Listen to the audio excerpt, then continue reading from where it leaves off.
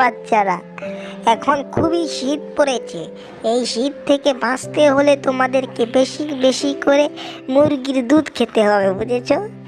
এবং বেশি বেশি করে গরুর ডিম, হাতির ডিম, ঘোড়ার ডিম খেতে হবে, বুঝেছো? এসব খেলে তোমাদের আর শীত লাগবে না, ঠিক আছে? এখন যাও, বাড়ি গিয়ে এগুলো খাও।